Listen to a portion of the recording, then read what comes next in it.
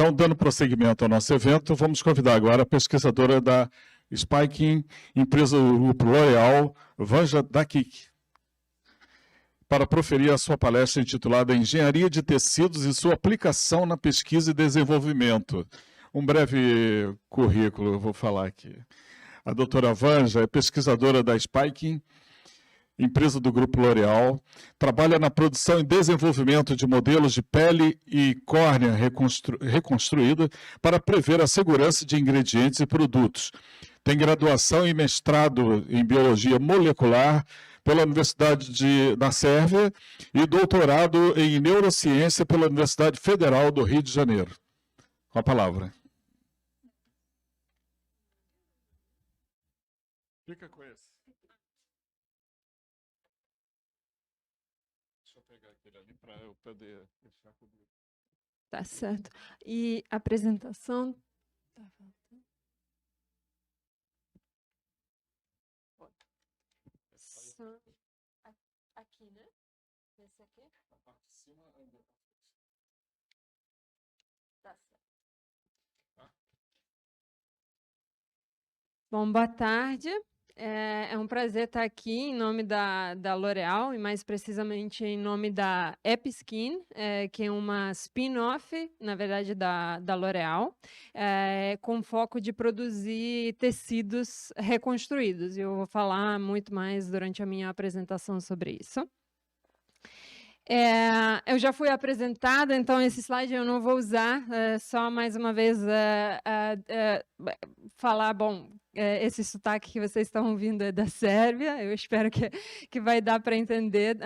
Eu moro aqui já há 10 anos, mas assim, sempre tem um pouco de sotaque que é difícil evitar.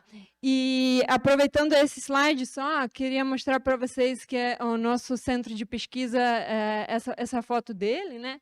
O centro de pesquisa da L'Oréal fica aqui do lado, sei lá, 3 minutos de carro, e a maioria da pesquisa desse centro é dedicada, na verdade, à formulação, né? Desenvolvimento de produtos para a pele, para o cabelo e tal. E a Episkin fica só numa pontinha assim, da esquerda desse prédio gigante. É um laboratório pequeno, mas faz muita coisa. Eu vou tentar passar isso para vocês.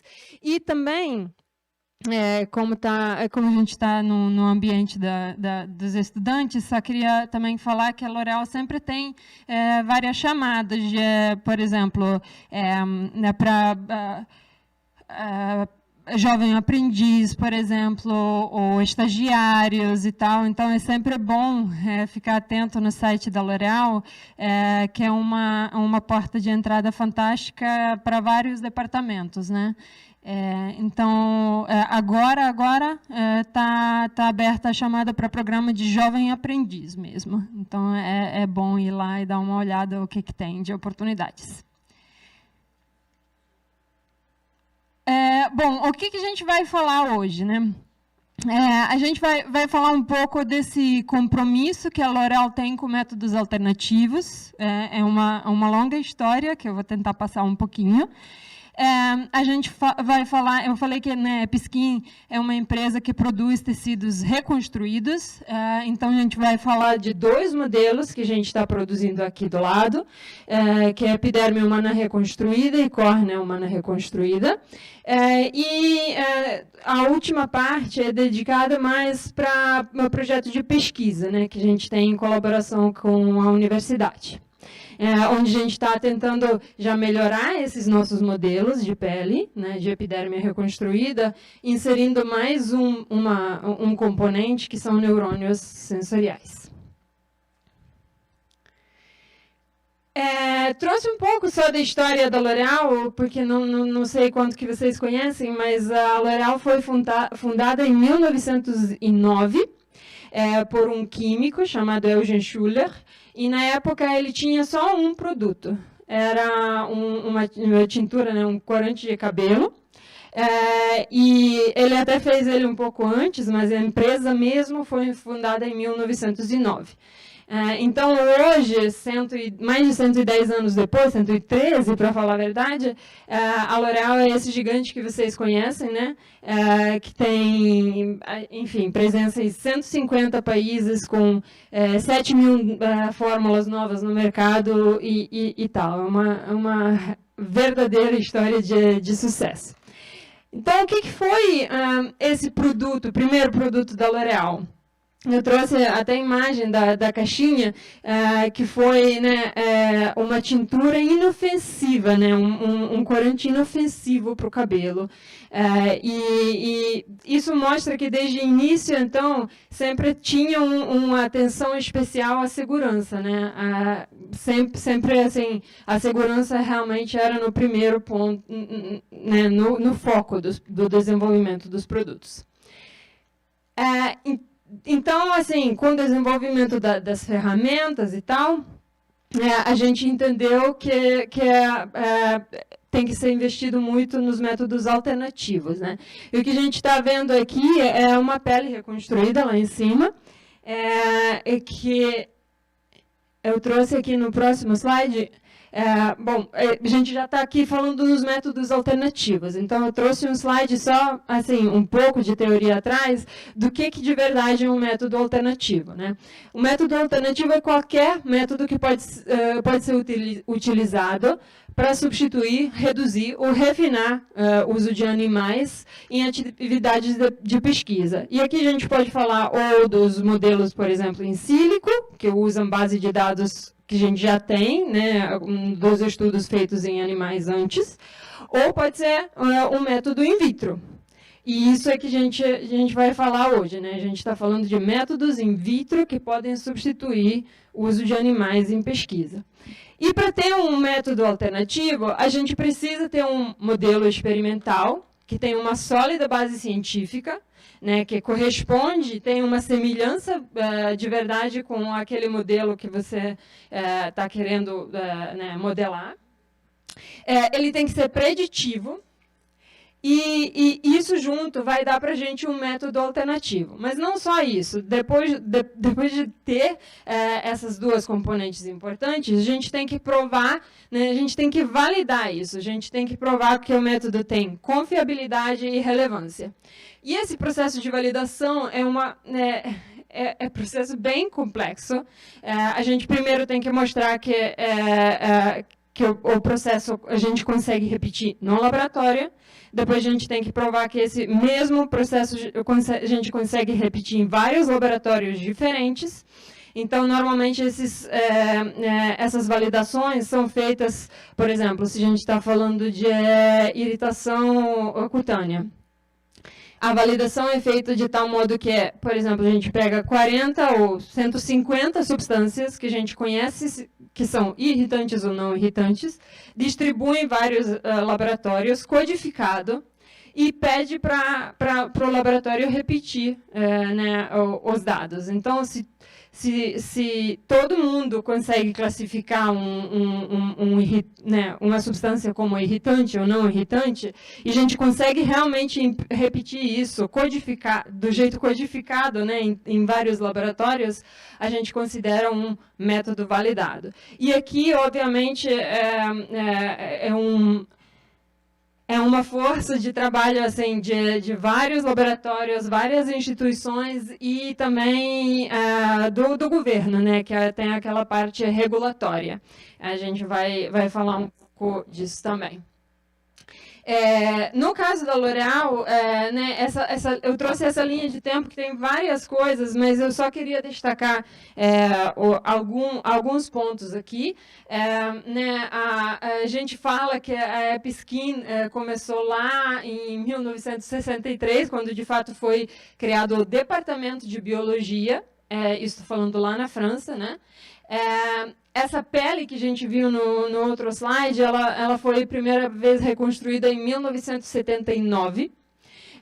E depois de ter um modelo, a gente começou a trabalhar em métodos, né, por exemplo, de irritação ou corrosão cutânea. E 10 anos depois, a L'Oréal tinha ferramenta suficiente para falar que não vai testar mais em animais, porque nós temos alternativa, né? Então, em 1989, né, a L'Oréal passou totalmente para o método alternativo. Então, foi criada a EpiSkin, lá no final de década de 90. A nossa sede fica lá na França, e ela é gigante, produz vários modelos. Aí, depois disso, seguiram vários processos de validação desses métodos que eu falei, por exemplo, validação da irritação cutânea, da corrosão cutânea, da irritação ocular, e assim por diante. E, por exemplo, dois marcos mais importantes que eu queria falar é que também esses métodos foram levados para outros países, né? Primeiro, foi aberta uma unidade na China, e isso foi em 2013, e agora em 2019, 3 anos atrás, foi aberta a EpiSkin Brasil, né? Então, a gente está produzindo aqui 2 modelos que eu vou falar para vocês. Então, o primeiro modelo que a gente trouxe aqui em 2019, né, foi um único produto, foi Epiderme Humana Reconstruída. Né, o nome comercial dela é Skinetic RHE, e esse RHE é da Reconstructed Human Epidermis. Então, como a gente reconstrói uma pele, né? Como é feito esse modelo? Lá em cima, a gente começa com um pedaço de pele que ia para o lixo. Por exemplo, durante uma cirurgia plástica, várias vezes acontece que a gente descarta um pedaço de pele, e esses pedaços de pele, assim, podem ser usados para um outro fim que a gente vai falar aqui, né? Então, assim, a gente pega esse pedaço de pele com termo de consentimento, obviamente, do paciente, e de lá extrai as células do nosso interesse. Nesse caso, são queratinócitos, né? Esses queratinócitos são cultivados no laboratório para a gente expandir. E a gente usa ele para reconstruir agora, nesse caso, a epiderme, de novo, num formato certo, né? A gente usa esse transwell, vários conhecem como transwell, né? Uma parte de plástico que embaixo tem uma membrana de policarbonato. Eu não consigo pointer aqui, né? Não tem como mostrar o que tem no slide. Deixa eu ver. Acho que o menino lá de cima não está indo. Não. Não tá indo. Bom, Aqui. Aí eu passo para o outro slide. Bom, enfim, vamos tentar assim. Essa parte em roxo, embaixo, né, é uma membrana de policarbonato, onde a gente... Tá bom. Onde a gente coloca os queratinócitos. E embaixo, a gente providencia um meio quimicamente definido para suportar essa fase de proliferação dos queratinócitos, tanto depois a fase de estratificação, né, de diferenciação dessa epiderme. Então, essas 2 imagens da histologia do lado é nosso tecido no dia 10, né, que é, vamos dizer, uma pele, né, mais nova ainda, sem desenvolvimento do extrato córneo, que ela está ainda numa fase proliferativa. E embaixo é epiderme no dia 17, onde a gente já consegue diferenciar as 4 camadas que uma epiderme tem, né? A gente vê camada córnea em cima, camada granulosa, que é essa aqui um pouco mais roxa, camada espinhosa, que é essa aqui, e a camada basal, que são células mais alongadas, que são aquelas que proliferam. Tá dando ver? Que são aquelas que proliferam e dão origem a outras camadas em cima. Bom, a gente está produzindo um modelo numa escala... a gente está produzindo um modelo numa escala industrial, né? Esse modelo é disponibilizado para toda a comunidade científica, quanto da indústria, tanto da pesquisa, né, da universidade e tal. E então, assim, uma vez no mercado, a gente tem que suprir a demanda. Então, como que a gente consegue produzir esses tecidos numa escala industrial? O importante é falar que todos os protocolos são padronizados, né? A gente tem os SOPs, né? Os POPs muito bem guardados e seguidos. A gente mostrou que esse modelo é reprodutível, né? A gente abriu a empresa aqui em 2019, mas, na verdade, a operação começou muito antes, né? Começou em 2016, quando a gente fez essa transferência da tecnologia da França. Ficou produzindo aqui um lote atrás do outro para realmente garantir que a gente vai produzir isso em larga escala e com essa reprodutibilidade desejável. Tudo é rastreável, né? Qualquer lote de pele que a gente está produzindo, a gente sabe qual reagentes foram, qual lote de reagente foi usado, né? E como a gente rastreia isso.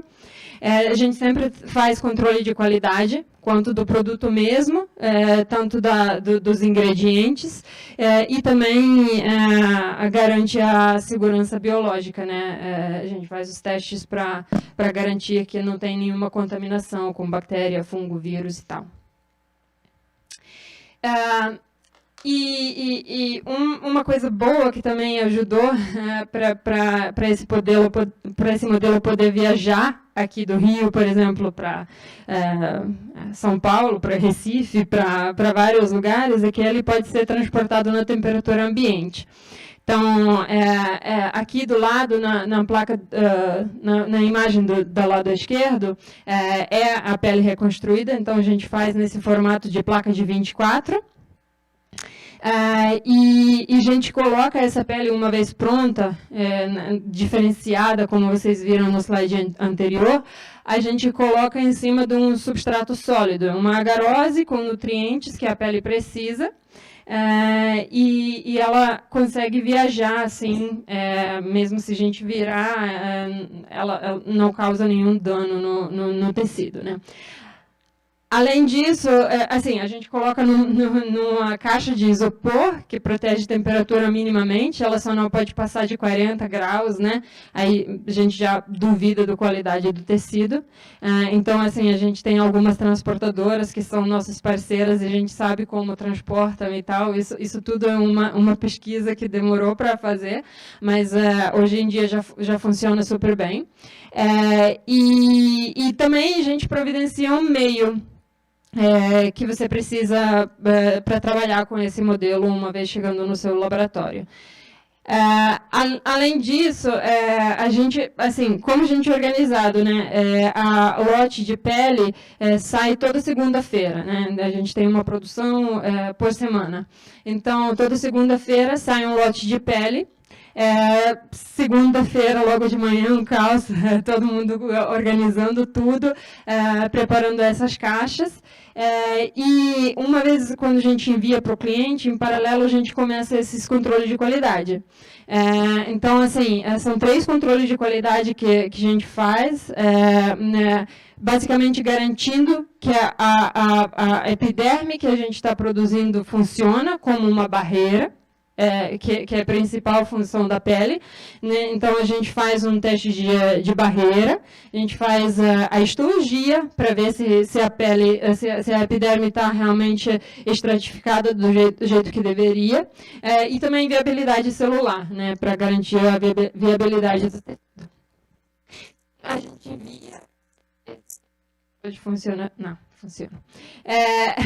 A gente envia na segunda-feira de manhã, faz esses testes de controle de qualidade em paralelo, e normalmente o cliente recebe, por exemplo, a pele, dependendo da distância, mas recebe no dia seguinte, na terça-feira, normalmente de manhã. E junto com ele chega o certificado por e-mail, porque a gente demora, né, para acabar os controles de qualidade. A gente consegue acabar na terça-feira e a gente manda isso por via eletrônica. Então, para que a gente pode usar essa epiderme reconstruída? Eu até falei um pouco da irritação cutânea e corrosão cutânea, mas, e esses são 2 protocolos que eu coloquei lá em cima, mas tem vários outros usos, né? A irritação cutânea e corrosão cutânea eu faço um destaque especial, porque esses 2 protocolos são protocolos validados, né, o que eu tinha falado antes. Esse símbolo de OECD do lado, ele significa que protocolo foi validado pela essa organização. Essa organização econômica de colaboração e co-desenvolvimento fica lá na Europa. E ela basicamente assim, vira um depósito desses protocolos validados. Você, né, escreve esse protocolo, manda para eles validam, e quando você fala, eu fiz irritação cutânea usando o protocolo OECD, tal, eles têm número que identifica cada um. Então, quando você fala, eu fiz irritação cutânea com esse protocolo da OECD, todo mundo sabe o que você fez. Eu vou mostrar um exemplo desse protocolo para vocês. Isso é um jeito de padronizar isso internacionalmente, né? Não só lá na Europa, mas assim, ele é aplicável aqui, ele é reconhecido aqui também. Além disso, né, além da irritação cutânea e corrosão cutânea, tem vários protocolos, né, que a gente pode fazer, como, por exemplo, a exposição UV, adesão bacteriana. Eu trouxe um exemplo depois para falar um pouco sobre isso, por conta do público que é mais da micro. A gente pode estudar dano de DNA, expressão de vários genes, eu também trouxe um exemplo depois, ou permeação, por exemplo, quando a gente está com um produto novo, uma creme, que é um creme que a gente sabe que para ter efeito tem que passar pelas camadas da pele, né? É importante fazer uma permeação, né, e provar que realmente você consegue entregar a substância ativa, né, na derme ou onde que seja que tenha efeito. Nesse slide, a gente pode ver um desses protocolos validados que eu falei para vocês, né, pela OECD. Esse especial é para irritação cutânea, né? E a gente não precisa falar de todos os passos e todos os detalhes de microlitros e tal, mas é só para demonstrar mais ou menos como funciona, né? Que eu sei que algumas pessoas até daqui têm interesse. Então, basicamente, ele começa da recepção dos tecidos no laboratório. Você recebe naquela placa de 24 que eu mostrei como a gente envia. Você transfere esses insertos para o meio, que chega junto, deixa a pele recuperar um pouco, porque mesmo que ela é estável nesse sentido, né, consegue viajar na temperatura ambiente e tal, ela não estava nas condições perfeitas durante a viagem. Então, tem um período de pré-incubação, que a gente chama, ou recuperação, na incubadora. Depois desse tempo, que é o mínimo até de 2 horas, a gente começa tratamento. A gente pode usar líquidos, sólidos, substâncias viscosas, qualquer coisa. Tem quantidades definidas de produto que a gente aplica, né? É tópico, basicamente em cima da epiderme. A gente incuba por 42 minutos, e são 42 minutos mesmo, realmente tem que ser certo. E depois disso tem uma pós-incubação. A gente lava, né, retira essa substância da superfície, faz um tempo de pós-incubação para ver se a pele vai recuperar daquele tratamento que foi feito, e a gente olha para a viabilidade celular, usando MTT, uma substância que basicamente converte, muda a cor, e a gente consegue medir, quantificar isso, usando só o espectrofotômetro. Então, assim, a gente nem precisa ter muitos equipamentos no laboratório. Uma vez feito isso, a gente mede no espectrofotômetro densidade ótica, né, para quantificar essa viabilidade do tecido, e sempre...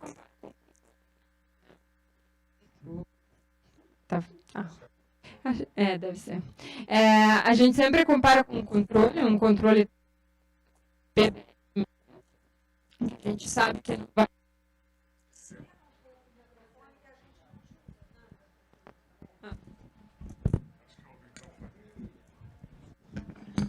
Terceiro que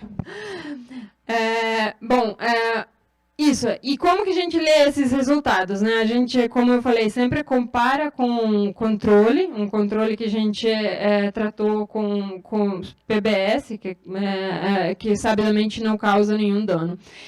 Então, aqui no lado direito tem uma tabelinha que basicamente explica como fazer essa categorização, né? Se você faz uma comparação com o seu controle e a viabilidade do tecido está abaixo de 50%, significa que essa substância, sim, é um irritante. Se estiver acima dos 50% em comparação com o controle, ele não é categorizado como irritante cutâneo. Esses protocolos a gente ensina também, uma parte das nossas atividades é dedicada a isso, então a gente dá cursos, quanto aqui no Brasil, por exemplo, várias vezes tiveram vários cursos no Inmetro, que é nosso parceiro de longa data, e também foram feitos vários cursos no exterior, por exemplo, esse do lado esquerdo foi feito no Instituto Pasteur, lá em Uruguai. Então, essa divulgação, assim, a gente tem alguns parceiros também, Argentina, México, Colômbia, alguns pesquisadores que já foram treinados para usar esses modelos e esses protocolos. Como a gente falou, né, muita gente aqui trabalha com micro, então eu trouxe eu trouxe um exemplo de como a gente pode aplicar, pode, por exemplo, estudar a colonização de algum micro-organismo em cima dessa pele. Nesse caso é malacésia, né? Eu nem conheço o suficiente, mas é um fungo. E o que a gente pode, o que esse artigo fala, por exemplo, é que eles estudaram o biofilme, como ele é formado, quanto tempo demora para ser formado, como a gente compara isso com estudos anteriores, por exemplo, que são feitos num substrato de plástico. Então, assim, como a pele tem lipídios e tal, ela favorece para estudar esse biofilme, por exemplo, numa condição mais próxima à nossa, né, que eu falo da pele humana mesmo. Então, essas imagens são da microscopia eletrônica, do lado esquerdo, duas espécies diferentes, né, a gente pode estudar como que elas colonizam tecido e tudo mais, e do lado direito é uma histologia mesmo, onde a gente consegue ver em cima do extrato córneo colônias também. Mas, assim, isso, só queria destacar que isso é um artigo que foi feito, não foi feito pela L'Oréal, um cliente, basicamente, que adquiriu tecidos e estudou o que era do interesse dele. Então, aplicações são diversas, eu trouxe algumas, mas, assim, nem dá para trazer todos, né? Aqui eu trouxe um exemplo também de uso de epiderme humana construída, mas agora para o estudo de ácido hegemônico, né, uma substância que tem potencial anti-envelhecimento. Então, o que foi estudado aqui era a expressão gênica, mas dos genes mais voltados a, por exemplo, produção de ácido hialurônico. Então, o que a gente vê aí são enzimas envolvidas no processo de síntese do ácido hialurônico, e o que eles mostram é que o ácido hegemônico ajuda né, a aumentar a expressão dessas enzimas, que então vão estimular a produção do ácido hialurônico. Aqui embaixo, na figura B, tem até comprovação de como o ácido hialurônico aumentou.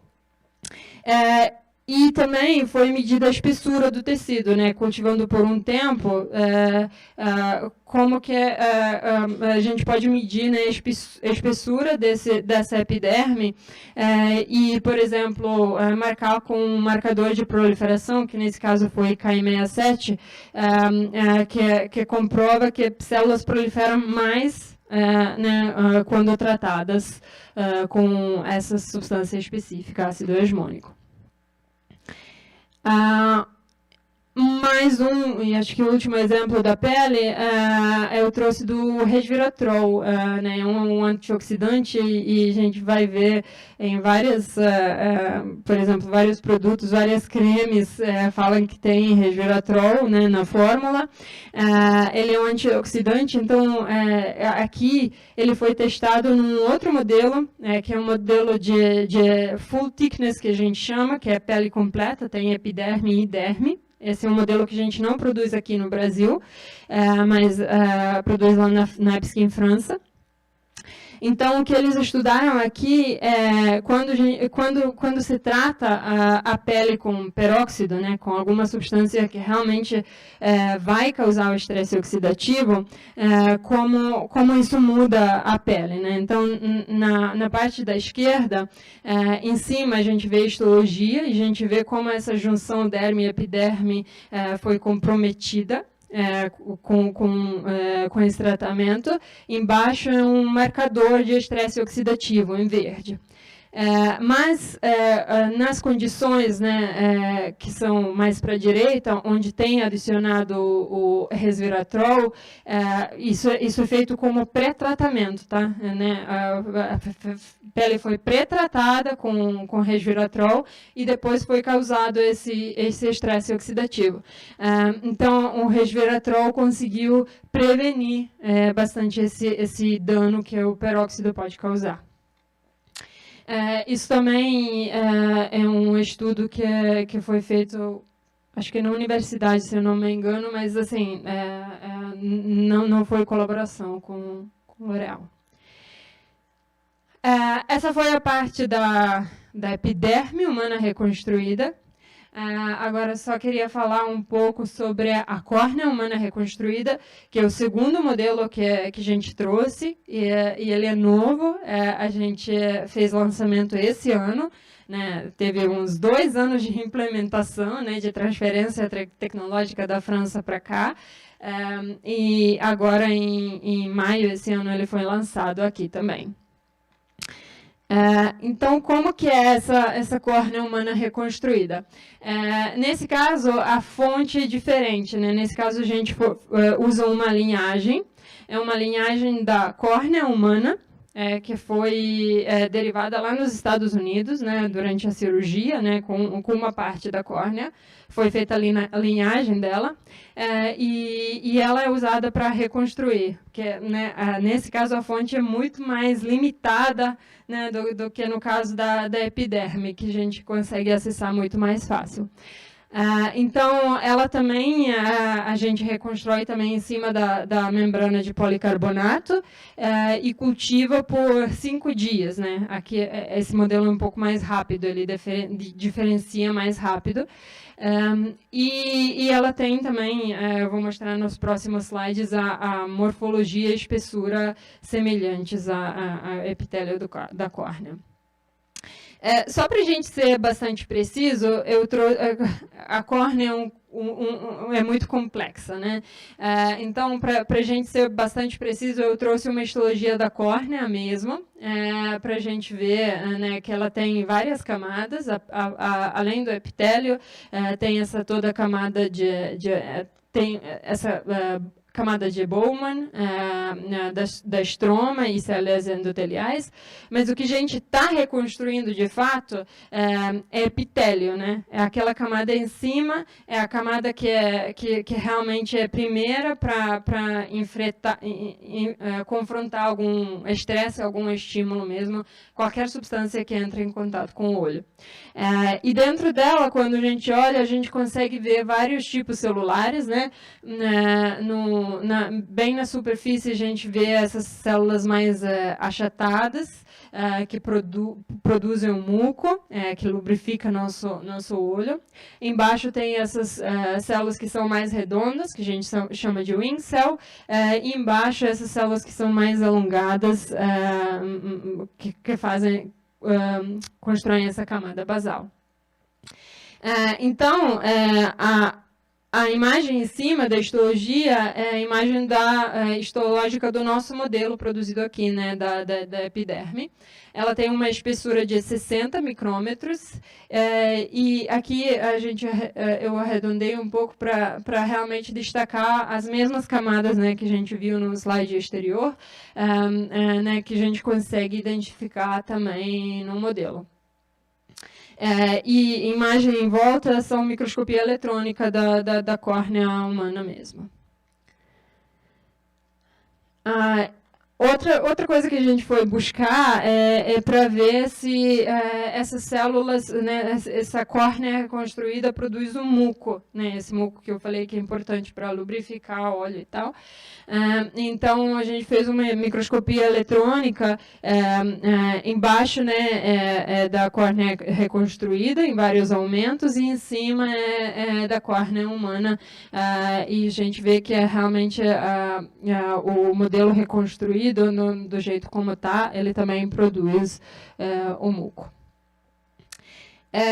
Aplicações, né, para que a gente pode usar esse modelo? Como a gente falou, todo modelo alternativo é um modelo, ele tem suas vantagens, tem suas desvantagens, mas a gente tem que conhecer bem. Então, nesse caso, o modelo da córnea, a gente recomenda para esses três usos, para irritação ocular, que também tem um protocolo validado pelo OECD, na verdade, 2, eu vou mostrar também.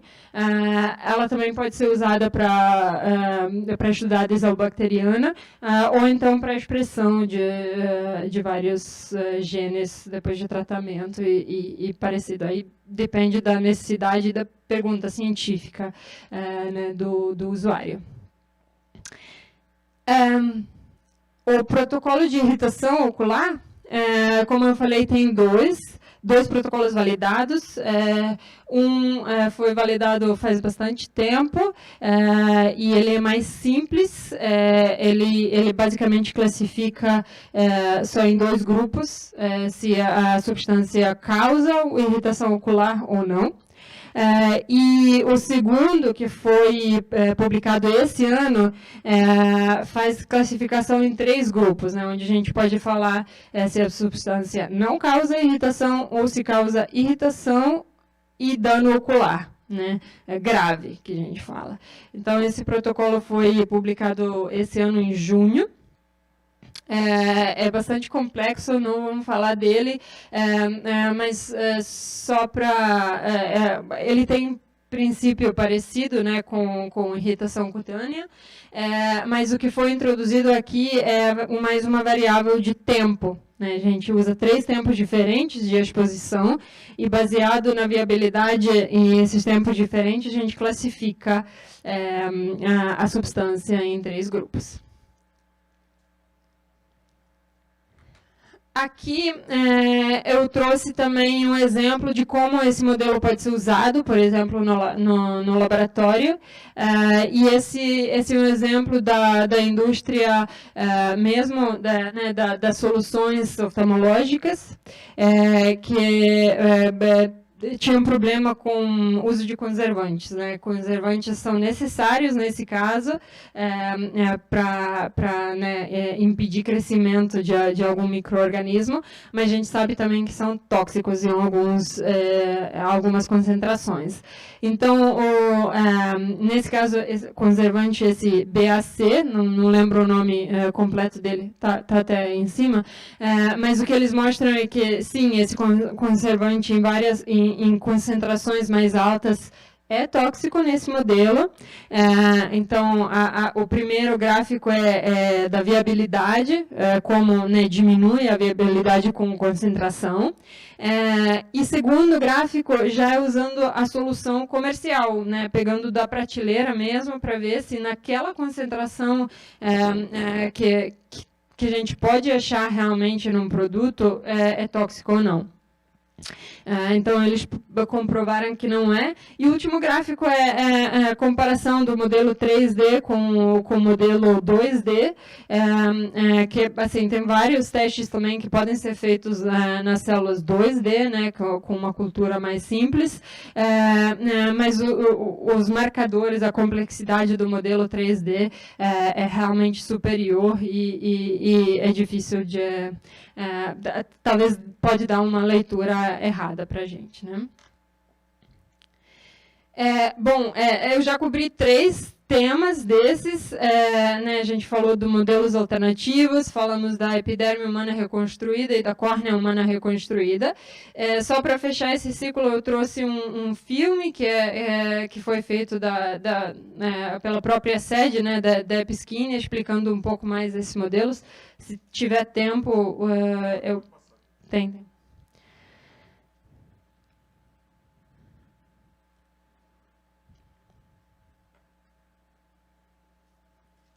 E tem som, não sei se...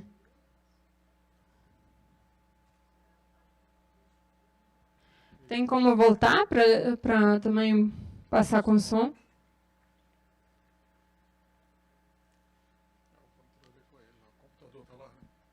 Sim.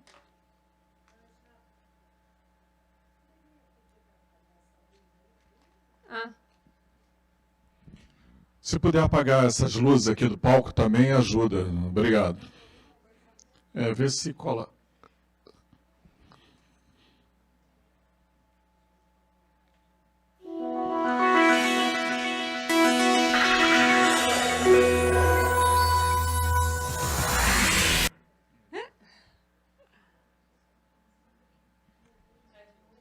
Estamos quase lá.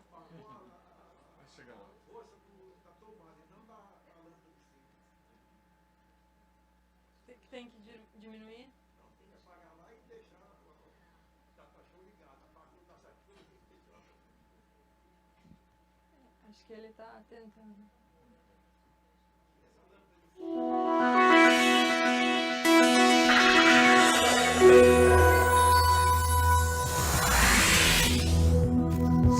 Se puder apagar essas 3 aqui de dentro do palco também é bom. Back in the 1990s, EpiSkin began studying and reconstructing that amazing organ, human skin, to understand it better and eliminate animal testing. The technology developed and initially applied on an industrial scale in Lyon is now available in Shanghai and Rio de Janeiro. The teams working in the clean rooms reconstruct every year over 100,000 units of human tissue on demand. Based on fragments of skin recovered from plastic surgery, they start by separating the dermis from the epidermis and then extracting keratinocytes from the epidermis, which are then seeded in a suitable culture medium. These keratinocytes then multiply to form a layer of several millions of cells, which are detached and frozen in liquid nitrogen. The reconstruction stage involves seeding the keratinocytes into a matrix that acts as the dermis. Then develop, stratify, and differentiate themselves to form a horny layer on the surface of the epidermis. The result is a robust reconstructed epidermis close to the human epidermis, available with the EpiSkin and Skinetic RHE models.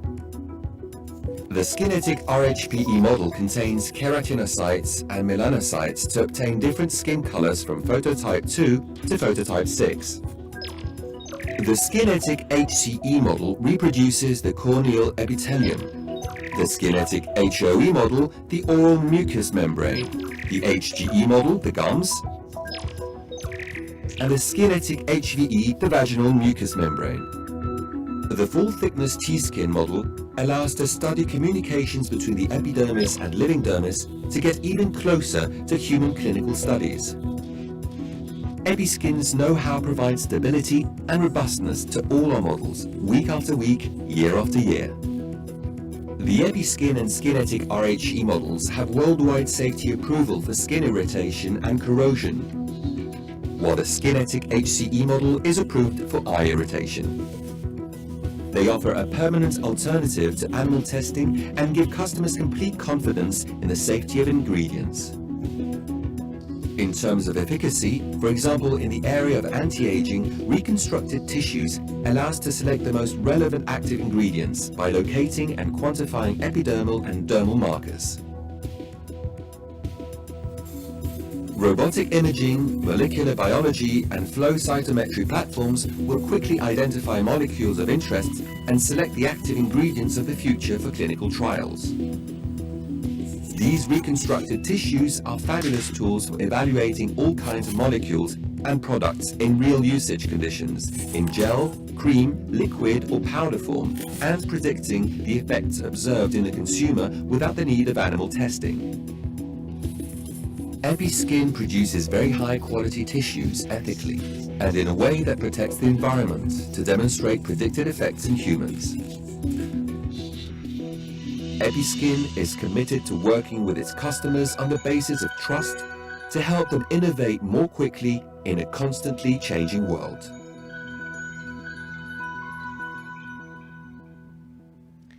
Foi. Tem alguém que trabalha com cultura celular aqui?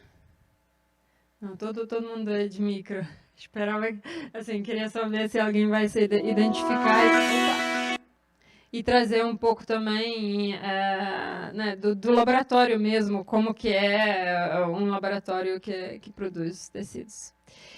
Bom, a última parte da apresentação é sobre neurônios sensoriais, né, que são os neurônios que inervam a nossa pele e possibilitam a gente sentir.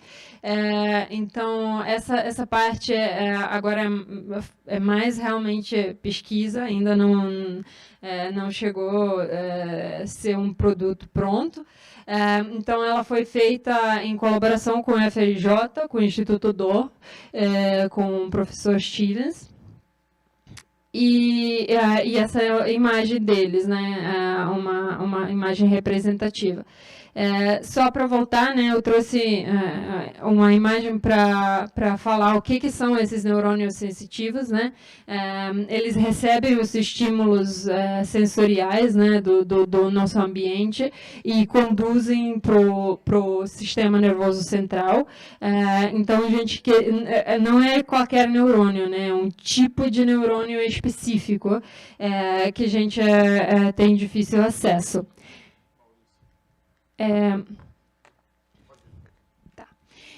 Então, a gente queria estudar eles, mas não teria acesso, né, no neurônio sensitivo humano no laboratório, não existe linhagem. Então, o projeto inteiro de pesquisa foi voltado a desenvolver um protocolo de gerar esses neurônios sensitivos no laboratório. Então, para isso, por isso que a gente fez essa parceria com o professor Stevens, que estuda célula-tronco por muitos anos. E a primeira parte do projeto foi o desenvolvimento desse protocolo, né? Como que a gente pega uma célula-tronco e quais sinais que a gente precisa dar para ela virar um neurônio sensitivo. Então, foram alguns anos estudando isso, e está aqui o protocolo bem complexo, que dura 44 dias, né? A gente começa com uma célula-tronco, 44 dias depois a gente tem um neurônio e que ainda não é muito maduro, ele é funcional, a gente fez uns testes, mas ainda é um quase progenitor do neurônio sensorial. Então, durante esse protocolo de 44 dias, Embaixo tem várias moléculas de sinalização que a gente vai dando para ele, basicamente meio que direcionando ele, vai para lá, vai para cá, e a gente para o protocolo em alguns pontos para ver se o protocolo está indo para o caminho certo, né? Se tem marcadores que a gente espera naquele período de diferenciação e tudo mais. Então, a gente faz essas marcações, que eu não vou falar em detalhes, para confirmar realmente que o processo está indo bem. Então, no final, tem isso, e o killer test que a gente chama, né, o teste de eficiência mesmo, assim, que a gente faz no final é que a gente verifica se esse neurônio libera a substância P, que é o transmissor principal que esse neurônio produz. Então, a gente usa várias substâncias aqui embaixo, como, por exemplo, capsaicina, ou, por exemplo, peróxido mesmo. A gente causa um dano, né, quase um dor químico, né, e vê se o neurônio vai reagir, se ele vai sintetizar a substância P, que é basicamente a molécula de sinalização que ele passa para o nosso sistema nervoso central para avisar que a gente está sentindo dor. Então, esse protocolo, como eu falei, foi a primeira parte do projeto de pesquisa, e ele foi publicado em 2018 na Frontiers in Molecular Neuroscience. E depois disso, uma vez tendo esse modelo, a gente queria passar para um estudo mais aplicável, né? Agora a gente tinha no laboratório a pele, e também tinha esse neurônio sensitivo, então a gente foi ver qual seria a próxima pergunta mais aplicável, mais interessante para a gente, como empresa, claro. Então, a gente partiu de uma descoberta da própria L'Oréal, que foi feita no Canadá, onde foi estudada a pele dos indivíduos idosos, quanto saudáveis, tanto com alguma doença, e neurodegenerativa, no caso, Parkinson, Alzheimer e tal. E o que foi visto é que a pele dessas pessoas idosas tem acúmulo de proteína neurodegenerativa, ou seja, a proteína que a gente conhece muito bem, por exemplo, a alfa-sinucleína, que é envolvida com doença de Parkinson, que a gente sabe que acumula no cérebro, mas a gente nunca sabia que ela acumula na pele também. E além desse acúmulo nas pessoas, no caso das pessoas com doença, foi visto que ela acumula também na pele dos idosos que não têm a doença. Então, isso gerou muita pergunta, assim, qual é o causa que essa proteína neurodegenerativa causa na pele? Isso pode ser conectado com o envelhecimento da pele? O que acontece? Então, a gente pegou os dois modelos nossos, né, que a gente tem aqui no Brasil, né, de novo, essa parte da pesquisa foi feita aqui. Então, fomos estudar um pouco o mecanismo.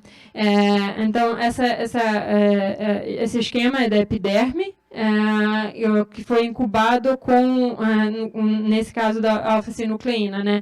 Essas bolhas amarelas representam a alfa-sinucleína.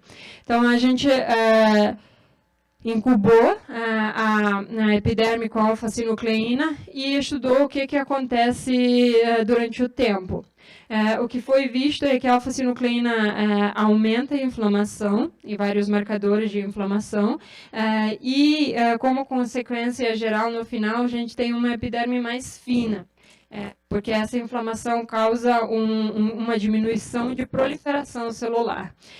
Isso é uma coisa que a gente vê na pele das pessoas idosas, que realmente a pele vai afinando com a idade, né? Ela fica realmente mais fina. Isso foi feito in vitro, então a nossa hipótese é que com envelhecimento, com exposição constante a UV, né, vários danos, né, isso pode acontecer também na pele dos idosos. Então, esse artigo também foi publicado esse ano, na verdade, no início desse ano, na revista chamada Neurobiology of Aging, e também chamou bastante a atenção das mídias, né? Estadão e Globo também falaram bastante disso. Então, acho que esse é meu último slide. Queria agradecer muito pelo convite. Eu sei que o tópico é um pouco diferente, mas espero que deu para passar pelo menos a mensagem principal, que a gente está aqui do lado, né, e oferece esses dois modelos que podem ser muito interessantes para pesquisa, para perguntas que podem ser diferentes, né, no caso de vocês. Obrigada. Muito obrigado. Pode deixar. Desce por ali, por favor. Tá, obrigado.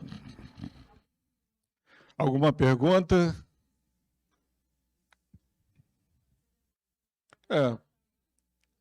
Pode ser enviado por e-mail também.